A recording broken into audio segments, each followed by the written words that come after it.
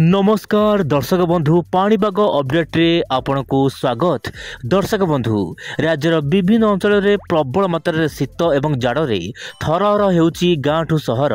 तेबे पाणीपागर सूचना कौन रही एवं आगामी दिन में केमी रहबो ओडिशार पाणीपागर मिजाज आसंतु आज भिडियो संपूर्ण आलोचना करबा। दर्शक बंधु आपण वर्तमान सैटेलाइट इमेज रे देखि पारुथिबे वर्तमान परिस्थिति रे अंडमान निकोबर द्वीपपुंज विशेषकर दक्षिण अंडमान तल भागरे एवं इंडोनेशिया पाखरे गोटे घूर्णिबल सृष्टि होईची। ता सहित पश्चिमा झड़ वर्तमान पूर्वा मुहा होइथिबारु राज्यर विभिन्न अंचल सामा तापमात्रा बढ़िबा पई पाग अनुकूल होई पारे। आपण देखंतु एही दृश्य को। दर्शक बंधु पाणीपाग सूचना मिलिबा अनुसार आगामी 4 दिन पई ओडिशार जिला गुडी करे सर्वनिम्न तापमात्रा रे कोनोसी विशेष किछि परिवर्तन होबार आशंका नाही। कारण दर्शक बंधु आपनकर दिन तापमात्रा प्राय 2 ରୁ 4 डिग्री वृद्धि पाइबार संभावना रहिछि। यार कारण होउछि आपनकर जो रहिछि पश्चिमा झड़ वर्तमान यह हिमाचल प्रदेश मुहा होईची। यार प्रभाव में आपनकर जम्मू काश्मीर ता सहित लद्दाख आखपाख अंचल में वर्षा देखा मिलूला। वर्तमान सिक्किम ता सहित आसाम गुवाहाटी आखपाख अंचल में बादल मात्रा बढ़ुची एवं उत्तर पूर्व दिगरू आपनकर शुष्क वायु सामान्य पूर्वाणु वायु जाउथिबारु ओडिशा तापमात्रा सामान्य बढ़िबार संभावना रही। आप देखंतु तापमात्रा केमिति रहइबो आपण मोबाइल स्क्रीन देखि पारुथिबे। उत्तर भारत केंद्र भारत में जबरदस्त शीत जारी रही। एही समय मध्य ओडिशा रे मध्य मध्यमरु प्रबल शीत जारी रही।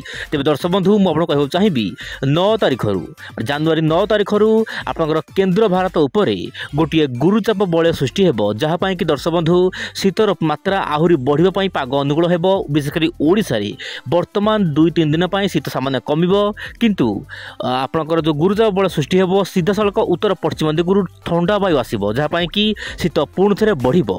वर्तमान जाना वायु चलन कौन रही आसु देखा। वर्तमान देखो आप दर्शक बंधु वर्तमान समय आप देखिपे मोबाइल स्क्रीन रे आपंकर अंडमान दक्षिण अंडमान सागर तले तल भागरे ता सहित इंडोनेशिया आखपाख अंचल में गोटे सर्कुलेशन बा घूर्णिबल टाइप देखा मिलूँ किंतु जहाँ जना पड़ुछि विभिन्न मॉडल को लक्ष्य कले जना पड़ुछि यही घूर्णिबल लघुचाप परिणत होबार आशंका रही किंतु यह एते प्रभावशील होबार आशंका नहीं। माने दर्शक बंधु यार प्रभाव विशेष रहिबो नाही भारत उपरे किंतु यार प्रभाव श्रीलंका रे एक्सट्रीमली रेनफॉल माने प्रबल अति प्रबल वर्षा हो पारे। श्रीलंका रे यार प्रभाव तमिलनाडु गोवा केरल में पड़ार आशंका रही।